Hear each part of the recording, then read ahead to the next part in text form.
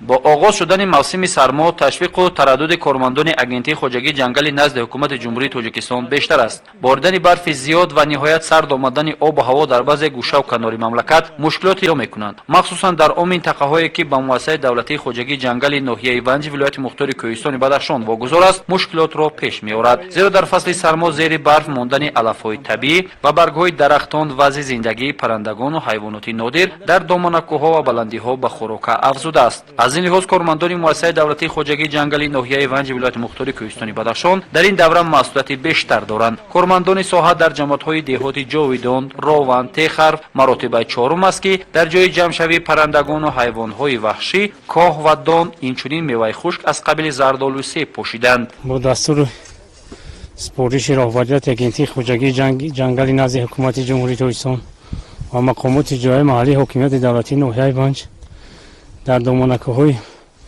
جماعت دهاتی راون از سبب برف زیاد بارشات برف زیاد همه پرندگان و حیوانات وحشی نبودن دان غذا به پایان فرمود. بنابراین بار چهارم است که از طرف کارمندان مؤسسه دولتی خوجگی جنگل ناحیه ونج کارهای بیوتکنیکی در همین موضوعها گذرانده شد. علف، جواری مکه، میوه خشک، سیب، زردآلو، گندم، جو برای نجات دادن پرندگان و حیوانات وحشی کارهای بیوتکنیکی گذرانده شد. در جماعت دهاتی راوند که بارشات زیادی برف و مشاهده میرسد، کارمندان خوجگی جنگل ناحیه ونج با استفاده از دو سر اسب و کارمندان ساحه دان و علف را به دامنه کوههای سربلند و برپوش برده با تازه کردن برف حدود خراسان‌ها در جایهای معین برای حفظ عالم وحوش محصولات خوراک تامین نمودند. زیرا فرآمدن حیوانات جفت‌سوم وحشی در این موضع بیشتر به مشاهده میرسد که کارمندان خوجگی جنگل ناحیه ونج این منطقه را محض با مقصد پیشگیری پرندگان و حیوانات بینی‌های تجلی بیوتکنیکی گذرانیدند. برای راه‌اندازی کارهای بیوتکنیکی مسئولین خوجگی جنگل ناحیه ونج 7 تن علف، 2.5 تن غله‌دانه، 3.5 تن میوه خشک در انبارخانه ذخیره کرده برای حفظ عالم پرندگان و حیوانات نادر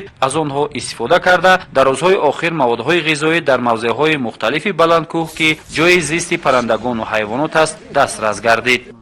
در دوره از اولی سال 2021 سال کردن ماه ینور 6 مراتبه از طرف کارمندان مؤسسه دولتی خوجگی جنگل سند پروتکل‌های مأموری اوید نابود ساختن پرندگان از طرف اهالی سنجش ریدها گذرانده شد که 5-6 کس و جریمه مأموری کشیده شدند. کارمندان خوجگی جنگل ناحیه ونج در روزهای زمحریر فصل زمستان برای حفظ عالم وحوش مسئولیت بیشتر در نزد خود گذاشته برای به مشکلی پس سر کردن زمستان تدبیرهای زیادی را در این سمت عملی می‌سازند. مؤسسه دولتی خوجگی جنگل ناحیه ونج ولایت مختار کوهستان بدخشان در اختیار خود بیش از 85833 هکتار جنگلزار واگذار شده بیش از 20 نفر کارمندان بهر بنیاد و برقرار کردن این ثروت بی‌بهای طبیعت جهد و تلاش دارند. در روزهای آخر 3 تن غله‌دانگی، 900 کیلوگرم میوه خشک، 3 تن کوخ در کارهای بیوت داخلش همین پرندگان نادر باید از بین نروند و سرچشمه ها سال تا سال باید زیادتر شوند. کارمندان خوجگی جنگل دائما در بین اهالی همه دههای جماعت دهات ها صحبت ها و وقایع گذرانده میشوند و برای بعضی شخصانی که قانونشکنی میکنند سندهای معیاری مانده میشود.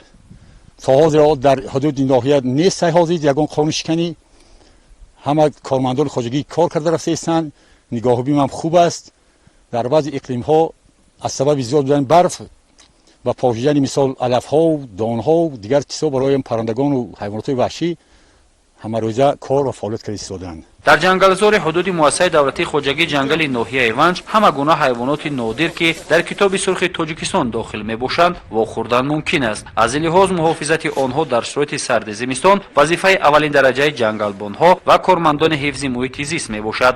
از طرف کارمندان مؤسسه دولتی خوجگی جنگل ناحیه ونج شعبه شکار در نزد مؤسسه 6 تا طرف آنها ریدها گذرانده می شود تا که حیوانات های نادر را نیست نابود نسازند. از طرف шаҳрвандон ҳар як фарди худогоҳу хештаншинос бояд нисбати табиати диёри худ ҳеҷ гоҳ бепарво набошад. Бо вуҷуди сардиҳои табиат кормандони соҳа аз тамоми имкониятҳои мавҷуда самаранок истифода мебаранд, то ки дар мавсими зимистони солҳои 2020-2021 ҳайвоноту паррандагонро аз нестшавӣ раҳо бахшанд, зеро олами вуҳушт зебандаи кӯҳҳои осмонбӯс ва табиати тоҷикистонӣ соҳиби истиқлол дониста мешаванд.